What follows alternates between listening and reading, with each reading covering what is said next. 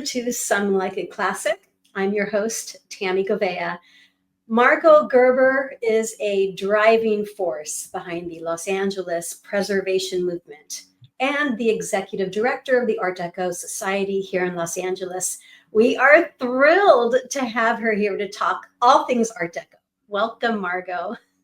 Thank you, Tammy. This is very exciting. It is very exciting for me, for Art Deco Society, for the Art Deco movement, and hence this conversation today. When I was thinking, it's kind of popped in my head the first time Art Deco became a thing for me in my life. And it was introduced to me through classic film. And when I think about some of my favorite films are the Thin Man series. Mm-hmm. And I'm going to get goosebumps because it's just literally a cinematic moment introducing the era, but really introducing to me Art Deco in the furniture and, and fashion and the architecture. So I've kind of gone through my life loving Art Deco, but never really delving into the who, why, where, when, what of it. So one of the reasons I was excited about having this conversation with you is I want you to put on your historian hat for me and talk about what is Art Deco. Oh, that is a loaded question. Art Deco is a style that became really prevalent not only in architecture, but in pretty much all the everyday objects that people were using in the late 20s and through the 30s. They Art Decoized things like toasters, cars, graphics that you would just have in a magazine that you would have already subscribed to, but by the 20s it was very Art Deco looking. So it's a very geometric and angular style that you can really incorporate into anything from fashion. I like to say from toasters to textiles, because it really just infused like all design, and no other style has really ever done that on such a global scale. And part of that was because in 1925, the Exposition of Decorative and Industrial Arts that happened in Paris, they made it a mandate that the architects and artists that participated use a modern style. So they didn't want people to harken back to any of the classical styles that had been popular for centuries, literally, but they wanted them to do something new. And already people were experimenting in these more stripped down styles that were completely the antithesis of the Edwardian and the Victorian eras. But by the time this expo happened, we were seeing what later became known as Art Deco or international style. And this was a style that really focused on the geometry of a building and not all of the decorative details, even though a lot of Art Deco is pretty decorative. It is. But what's fascinating about the design for me is, though there's a sharpness to it, there's such a beautiful fluidity. The edges, it all just marries so beautifully together. Why do you think, to your point, this style has lasted for as long as it has? Art Deco is phenomenal in that way. And at this point, I think it just denotes like a timeless elegance. Like if you look at the Oscar telecasts over the past like 5, maybe more years, they've come back to this sort of Art Deco influenced style. And I think that now it's a shorthand to say this is something elegant and it's something timeless. So I don't think it's going to go away. The only time it was kind of canceled in the culture was right after World War II, when all of the styles that predated World War II were considered outmoded. People really wanted to have a fresh start, and that's when you see the mid-century architecture becoming prominent. But then in the late 60s, a man named Bevis Hillier, who was a British journalist, wrote a book making a case for the fact that this style was kind of a timeless thing in the world of art and architecture, and that we should pay attention to it again. And then after that revival, it just never really went away completely. We had artists like Nagel that were trying to do something in an Art Deco style in the 80s. Erte, who is really considered the father of Art Deco illustration, was still alive into the early 90s.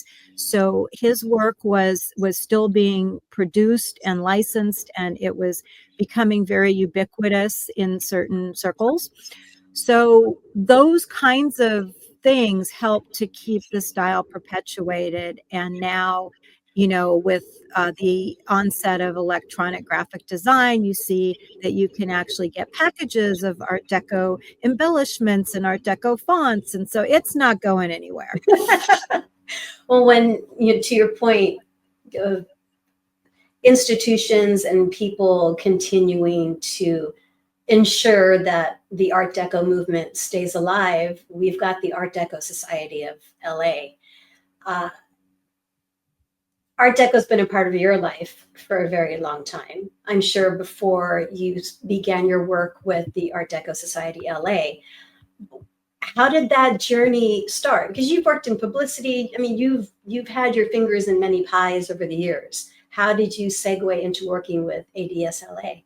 Film publicity and marketing, specifically for theatrical, so films that were in theaters, festivals. I worked for many years for the nonprofit American Cinematheque, dealing with I got to promote some of the best films ever, a lot of classic movies, pedigreed films from different countries, new independent films. So I do apply a lot of that to my work with the Art Deco Society. But the Art Deco Society had always been like the place where I went to play and enjoy in my spare time. I never thought it was going to become a job. So I was a vintage clothing enthusiast and historic styles, like literally since I was a child.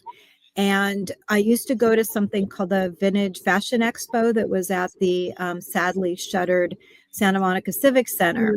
And that went on for decades. And I guess I must have in those days picked up some kind of a flyer or something about the Art Deco Society. So the first event that I ever attended was a vintage fashion show in the Bullocks Wilshire Tea Room when it was still iMagnon. It was still a department. Yes. Wow. And I was just like over the moon. Like I'd never see, I didn't have others that I could share this with. People put up with me buying old clothes, but I didn't have other friends that were involved in it. So I just thought it was the greatest thing. And then I casually attended some things and then sort of lost track of the Art Deco Society for a while. But somehow I reconnected with it in 1998 because I was producing a big gala reopening for the Egyptian Theater on Hollywood Boulevard after it had undergone an extensive renovation.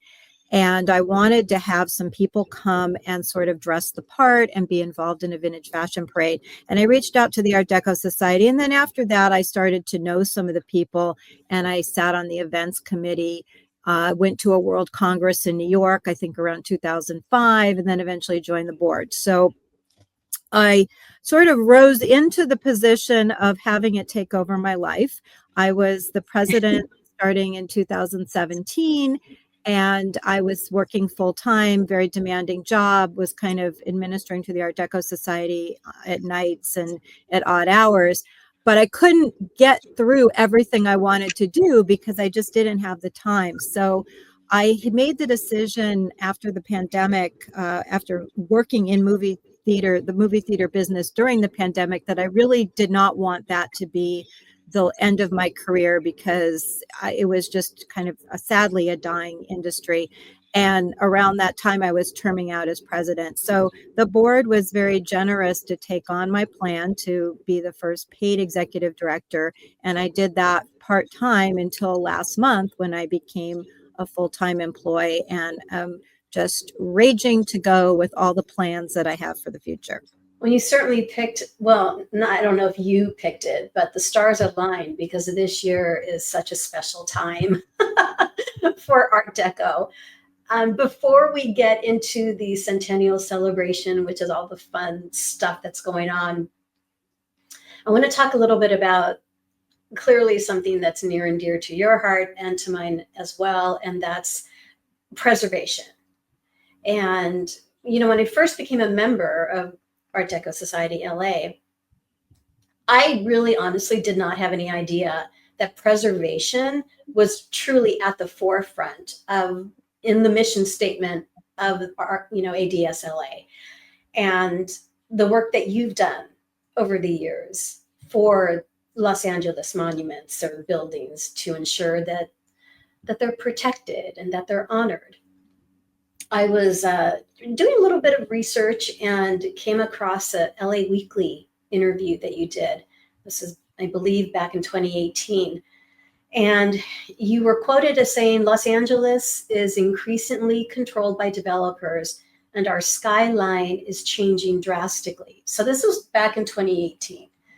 My question is, today, what did that influence from developers look like? The pandemic was definitely a time when one of the essential activities that could continue was development and construction. So if you drove around the city, you saw that that was still going on. But at the same time, a lot of projects kind of fell through because of the economy and everything.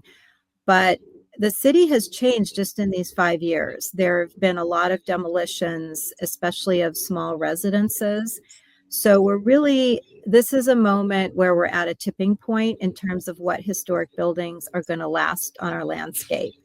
And I'm a big proponent of something called adaptive reuse, where you take a building that was built for a certain purpose, like a department store, and like Southwestern Law School did, you convert the Bullocks-Wilshire building into your law library and administrative offices. And they did a very sensitive job with it because when you go into the library, you can still see some of the artworks that were originally part of the fabric of the building. There's mosaics and there's paintings and things on the walls, reliefs. So that can be done. Developers will often say it can't, but you can incorporate a historic building into your new development. And that is, I think, what the answer is, because yes, we probably do need more density for a growing population, but at the same time, we can save some of what was there. And we have proactively tried to go through the city's process of historic cultural monument or landmarking buildings, where anyone can do this. Actually, you don't have to be an organization. You just have to follow their guidelines, which can be a bit daunting if you've never done the research or gone into the building and safety records. But the program exists, and we have, since I became president in 2017, one of my goals was to make our preservation aspect a little bit more robust, and we have added a number of buildings to the city's historic landmark registry and even to the National Registry. But it does not mean that the building can't be torn down. A lot of people think that once it's landmarked, it's safe, it's preserved. So we do have to keep an eye on some of our buildings. About half of them are still empty or have become empty since we landmarked them, so that anytime there's a derelict building, it's in jeopardy. It could burn down, it could become demolished by neglect. So it's very important that we kind of vigilantly keep on that. Is there a point where a building is absolutely protected? Not in this country. Really? I believe that France is the only country that has that stipulation. We've dealt with developers or building owners, I should say, that said, building means everything to me and I would never tear it down and I will protect it for the rest of my life.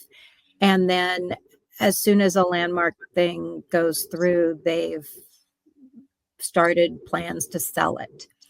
So nothing is for sure. And some of these owners in Los Angeles now with empty buildings are people who've owned the buildings for in excess of 40 years, or it's generational wealth and their father bought it in 1930 or something. So the problem is that people believe they're going to live forever, and they don't have a succession plan for their building, because buildings obviously live on much longer than we do. And so one of our mandates is to try to protect these buildings insofar as we can. But, if we had a fund and we could buy them all, then we could protect them. So it's really about who owns it as far as a longevity of protection goes. What kind of engagement do you get from the community in response to actively protecting these buildings? One of the things that I've taken from my marketing background is that we market our HCMs, as they're called, our historic cultural monument applications. So you can just go through the process of it and just deal with the city and not make things public.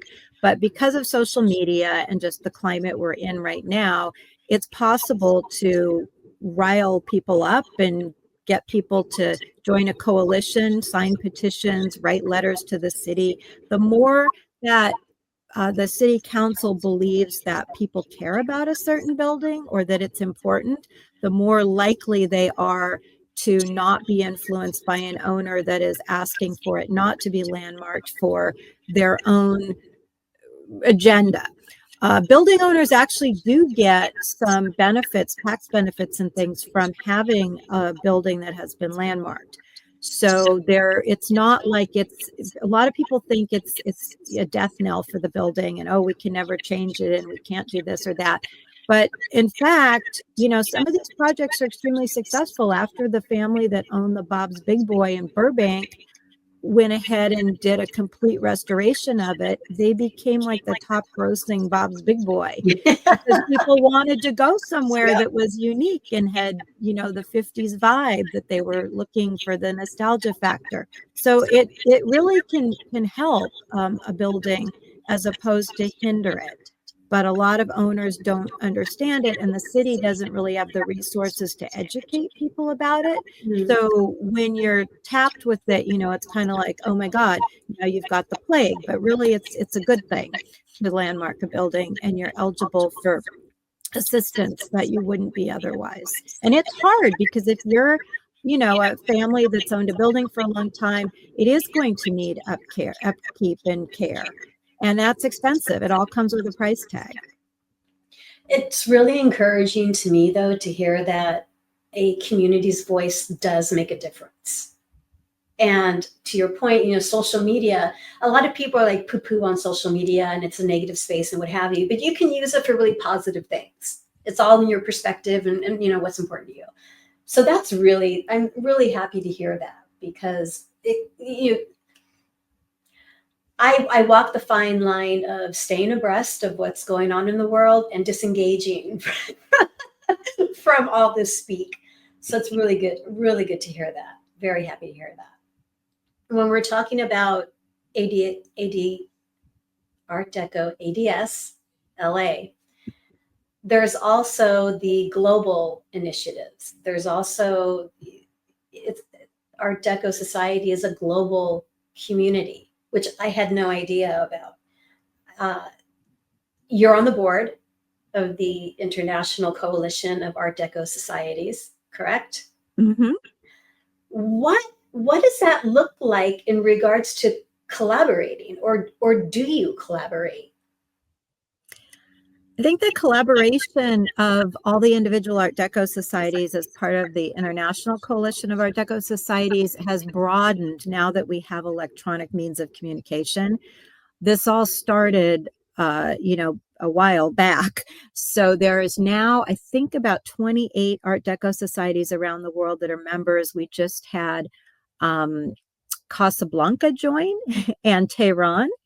So who knew there were Art Deco in all of these places? The proliferation of Art Deco in a lot of these countries is sadly because they were colonized. And so the Western styles, became prevalent there. Like Shanghai is a city that has a proliferance of Art Deco.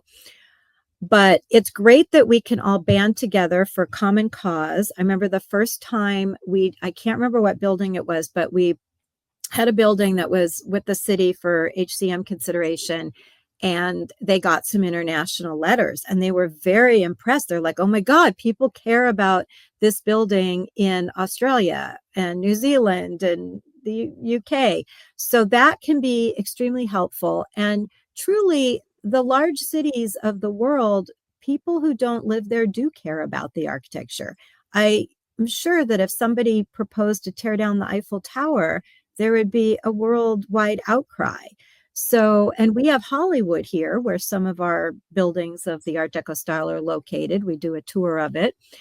And Hollywood is really owned by the world because people have been following what made it famous, of course, the movie industry for a century or more now. So I think that the protection of Art Deco worldwide and to have these organizations band together is a really, really strong thing. And I think ICADS will only get more, it'll get more powerful as time goes on. Right now we hold a World Congress every 2 years for about 200 to 300 people who come.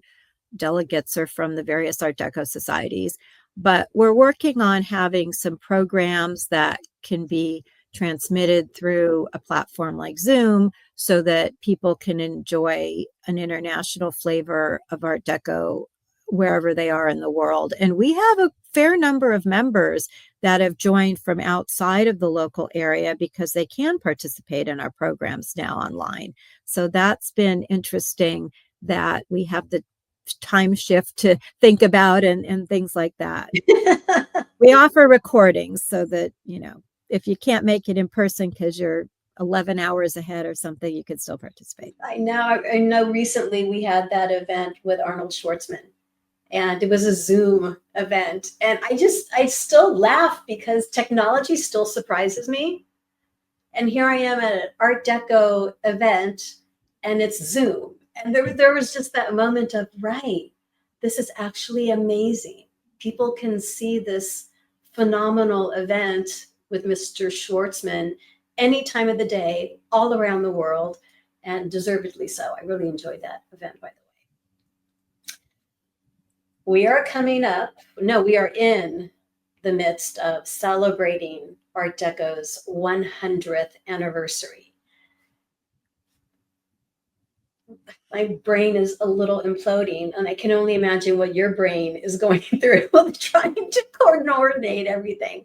What is Art Deco Society LA doing to celebrate? It's a little hard to imagine that the 1920s were 100 years ago. In the antique world, if something's 100 years old, it's an antique. Before that, it's vintage. So it is kind of mind-blowing that we are finally at this 100th anniversary, which is marked by the exposition I mentioned earlier that was in Paris to showcase new design that was both decorative and industrial. And out of that, of course, grew the different types of Art Deco that we still know today. So we are very excited to do something in Los Angeles because after poking around prior to 2025, we discovered that there was no Los Angeles museum that was doing anything. So we're going to be mounting an exhibit that will be on display just for one weekend, April 26th through 28th at the Oviatt building, which is in downtown Los Angeles in the penthouse. The Oviatt is, of course, heavily influenced by the Paris exposition because the artisans who worked on it studied what had gone on there. Some of them attended, and some of the furniture was actually purchased at a department store showroom that was showcasing only the modern styles. And so a lot of the Art Deco that came to the United States came through what was being offered in that showroom, which was curated by a well-respected French designer. But it wasn't all his designs. It was a multitude of different designers. So our event is going to focus on everyday deco because, as I mentioned earlier, the style really permeated all sorts of different types of objects that people used in their daily lives. And we will also have some soirees as part of that and a crepe tea party. So there will be different types of events that you can attend over that weekend. And the tickets are on our website, artdecola.org. They just launched. We suggest getting tickets for any of the special events that weekend, like immediately, because it's a it's a penthouse, so it's where someone lives, so it's not enormous. We can only fit about 100 people in there at a time, so we're repeating some of the events. You can attend a party on Saturday or a party on Sunday so that we can accommodate more people who want to share in this exciting celebration. Will iPads also be holding events around the world to celebrate? Well, one of the issues we actually have is that there are a number of Art Deco societies that are all doing events that same weekend because that is the exact 100th anniversary, April 28th, when the expo opened in 1925. It ran for 6 months. So there is a calendar of events on the ICAD's website. So people who want to like tune into something that's being shown remotely can certainly check to see when there's events happening with other Art Deco societies. And we are launching kind of a 6-month or more, it'll probably go to the end of the year, series of lectures. We have one coming up that's about the jewelry of the expo. So what jewelry and designers were shown there. We're also going to do one on French perfume history with some opportunities to smell perfumes and to even blend some perfume. And we're going to do something on automotive French design from the period. So there's a number of opportunities to learn more about the exposition. We will also do a lecture that's specifically on the exposition so people can understand what went on there and who was involved. I love that. Remind people where, for ICAD, what's the website? So the website for the overall coalition, the international coalition, is icadsdeco.org. Okay. And I'll make sure and include that, in the hashtags and what have you. And that's the calendar that will be providing the organizations posted their events. Like we haven't posted our event in there yet, so we need to. And then our website is artdecola.org. We have a link on our website to the ICAD's website, but we don't keep a calendar of what other organizations are doing. Okay. So you'd have to go to ICAD's you can access it through our website. Okay. And I just want to make sure people, it's artdeco_la.org.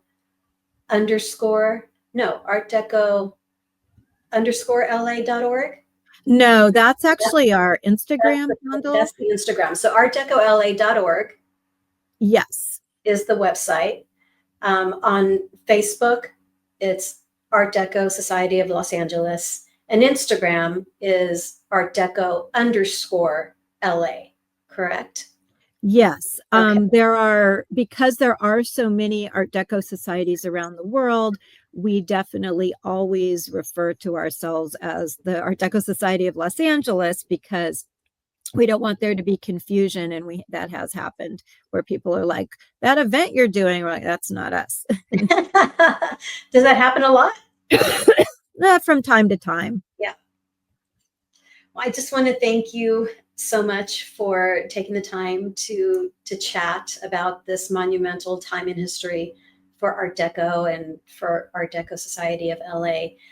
I just love being a part of the organization and being able to meet you, and I've been able to meet some of the other folks that volunteer their time and have the same enthusiasm and passion for preservation and education. You had brought that up earlier about how important that is. And I think having opportunities like this to talk about it contributes to education and educating people on the importance of the movement. Your stewardship is much appreciated. It is not easy, and it takes a village. So thank you so much for being here. Well, thank you for having us as a spotlight on your podcast. And for you, a film lover, we are going to mount an Art Deco film festival this summer. So you can keep an eye out for that too. And everything we do is both educational and fun. So we try to combine the two because I think it's a better way to learn is to experience. And like you said, to be in a room with other people that care about the same things and can bring their passion to the forefront. And whether that's cars or jewelry or clothes or whatever it is, we all maybe start to learn something that we didn't know about before, and then it becomes our passion too. It's like being a child again. It's that moment of discovery, and you never really outgrow that. True. I want to also thank all of our podcast listeners and viewers. This conversation will be in both audio and visual. And thank you for joining Some Like It Classic. I want to be sure to follow us on Instagram at Like It Classic and on Facebook at Some Like It Classic. You can find our podcasts on all of your favorite streaming services. There's iHeartRadio, Spotify, Apple, Spreakers, all that good stuff. I'm your host, Tammy Govea, and this is Some Like It Classic. Until we meet again.